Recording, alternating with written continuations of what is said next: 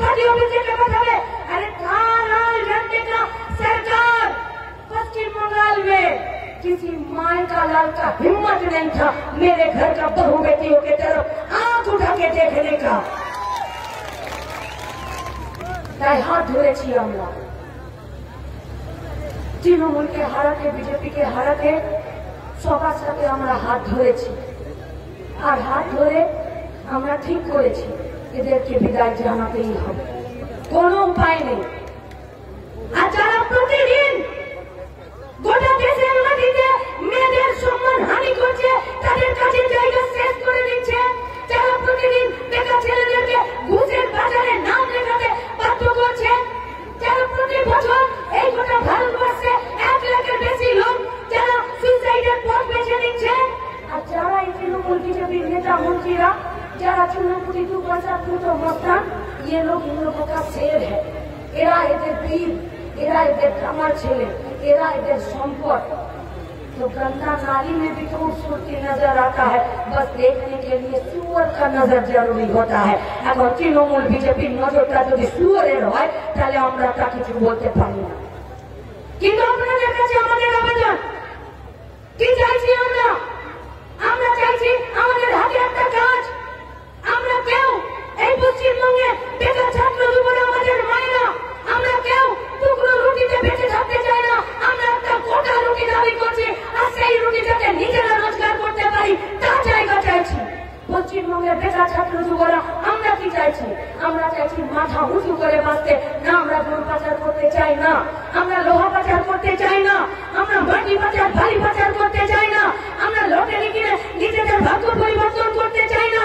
দুটো শক্ত হাত আছে, একটা বুদ্ধিমালা মেধা আছে, সেটাকে খাটাতে চাই, সরকারকে বাঁচাতে চাই, দেশকে বাঁচাতে চাই, রাজ্যকে বাঁচাতে চাই।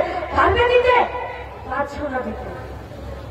একটা পেশেন্টকে হসপিটালে ভর্তি করেছিল, বললো কিডনির অসুখ আছে, ভর্তি করে দেখলো বললো লাংস চলছে না, সুগার আছে, প্রেসার আছে, সোডিয়াম পটাশিয়াম ফেল, ব্রেনও কাজ করতে শেষ করে দিচ্ছে। বললো ডাক্তারবাবু আসলে রোগটা কি?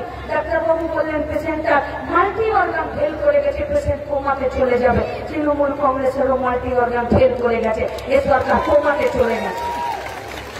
আমরা আপনাদেরকে কথা দিচ্ছি, আমরা আপনাদেরকে ভরসা দিচ্ছি, আমরা আপনাদেরকে বিশ্বাস করাতে চাইছি।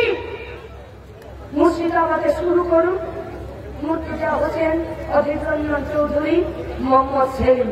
26-এ এক গোটা তৃণমূল কংগ্রেসের পার্টিটাকে দিন সমেত মাকে আমরা ছুঁড়ে ফেলে দেবো। এখানে এই সরকার 26-এ টিকবে না, 26-এ এই সরকারকে বিদায় নিতেই হবে। আর তৃণমূলকে হারাতে গেলে বিজেপি সমেত হারাতে হবে, কারণ দিন রেখে মাকে বিসর্জন দিয়ে লাভ নেই। ওই দিন ফুটে যে বেরোবে সে ওই মায়ের। আজ এটা পরিষ্কার করে বলে দিচ্ছে যে এই গোটা মুর্শিদাবাদ ছেড়ে দিন, পশ্চিমবঙ্গ ছেড়ে দিন, গোটা ভারতবর্ষের মাটিতে লুটে খাওয়াদের দিন শেষ হচ্ছে আর খেটে খাওয়াদের দিন শুরু হবে।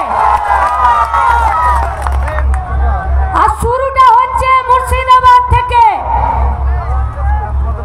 पार्लियामेंट में कुछ दिन शेर नहीं निकला था तो कुछ बंदर सोचने लगे कि हम ही राजा हैं। और এবার 2024 লোকসভা ভোটের পর পার্লামেন্টের ভেতরে অধীর রঞ্জন চৌধুরী, মোহাম্মদ সেলিমের সাথে গোটা ভারতবর্ষ থেকে একাধিক খেটে খাওয়া মেহনতি মানুষের যারা সাংসদ হবেন তারা লড়বেন আর দেখাবেন বাঁদরদের কাজ হলো এই ডাল থেকে ওই ডাল ঝুলে বেড়ানো, তাদের কাজ পার্লামেন্ট চালানো নয়।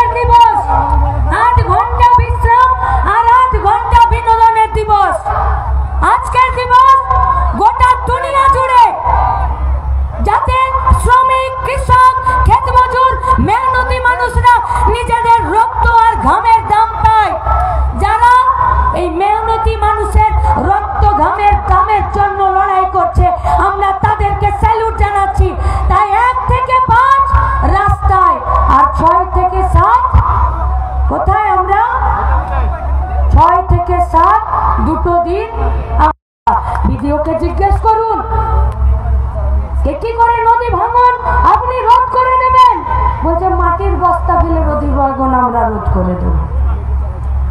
আমাদের নেতারা গিয়ে বলল ভিডিওকে যে যদি মাটি ফেলে দেন তাহলে সেই জল মাটিতে ঢুকে মাটি তো গলিয়ে নিয়ে বেরিয়ে চলে যাবে। বললো এখন দিদি দাদার যুগ, সব বিজ্ঞান পাল্টে গেছে। বিজেপি এখন গরুর দুধে সোনা খুঁজছে আর তৃণমূল সিগারেটের ধোঁয়াতে কারখানা খুঁজছে। তাই আমরা এখন মাটি দিয়ে সব নদী ভাঙন বন্ধ করে দেব। যার জমি ছিল এক টুকরো, বামফ্রন্টের সরকার লাল ঝান্ডার পার্টি একটা পাট্টা দিয়েছে, রেকর্ড করানো কোথাও কোথাও বাকি আছে। আর সেই সুযোগে বিহারকে খরচে বুঝে দিয়ে সেই জমি তৃণমূল আর বিজেপি হাতিয়ে নিচ্ছে গরিব মানুষের কাছে। জলের অবস্থা, জলঙ্গিতে মানুষ খাবার জল পাচ্ছে না, আর্সেনিক যুক্ত জল। কে দেবে জলের ব্যবস্থা? দিদিমণি কখনো বলছেন বিড়ি খাও, সিগারেট খাও, কখনো বিড়ির মালিককে বলছে তুমি একটা টিবি হসপিটাল বানিয়ে দাও।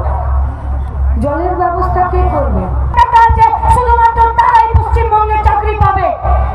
কি বলছে পশ্চিমবঙ্গে তৃণমূল कांग्रेस सरकारটা पूछिएगा नहीं अबू ताहिर से कि क्यों শুধুমাত্র মুর্শিদাবাদে 7টা বিধানসভা ছেড়ে দিন, জনগণ বিধানসভাতেও কেন সব পঞ্চায়েতগুলো কেন হিসাব দিচ্ছে না? কার জব কার্ড আছে, কার্ড নেই, কে টাকা পেল, কে টাকা পাবে না? এখন নতুন করে নির্বাচনী ইশতেহার প্রকাশ করেছে তৃণমূলের পার্টিটা, বলছে 400 টাকা আমরা দেব মজুরিতে। 400 টাকা। এই পয়লা বৈশাখ পেরিয়েছে, এক টুকরো কাপড় ছিল, ছিট ছিল, ছিটটা নিয়ে দর্জির দোকানে গেছে, পকেটে পয়সা নেই। দর্জিকে জিজ্ঞেস করেছে যে কাপড়টা দিয়ে একটা ফুল প্যান্ট বানাবো, কত নিবে বলো? দোকানি বলেছে 350 টাকা।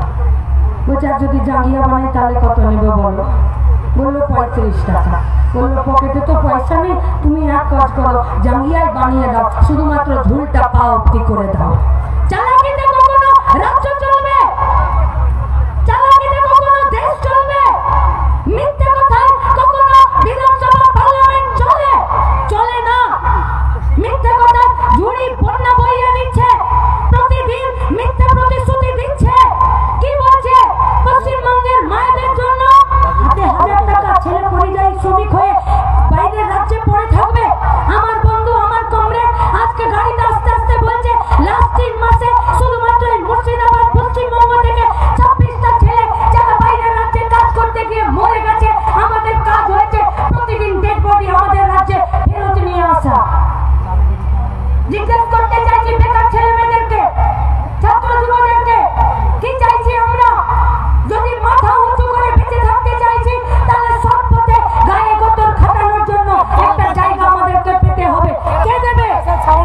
বাম কংগ্রেস ছিল পার্লামেন্টে, যখন কলিয়ারি বন্ধ হয়েছে, কারখানা বন্ধ হয়েছে, তখন বাম কংগ্রেস থেকে মনমোহন সিং এর সরকারে 65টা লাল ঝান্ডার এমপি বাইরে থেকে বলেছিল যে গায়ের 100 দিনের কাজের গ্যারেন্টি এই আইনটা করতে হবে, আরটিআই করতে হবে, জল জঙ্গল জমির অধিকার দিতে হবে, मिड डे मील करते হবে, লেখাপড়ার অধিকার দিতে হবে। कौन सा नाजायज मांग था हम लोगों का? कौन सा? कौन लोग बोलता है कि মেয়েদের জন্য এরা কাজ করছে? কেন, কিসের জন্য? ছিল তো পার্লামেন্টের ভেতরে যখন বলেছিল বাপের সম্পত্তিতে মেয়েদেরও সমান সমান অধিকার থাকবে। কে গেছিল এর বিরুদ্ধে সবার প্রথম লড়তে? তার নাম বিজেপি পার্টিটা। कौन सा देश चाहते हैं ये भाजपा वाले पार्टी? कौन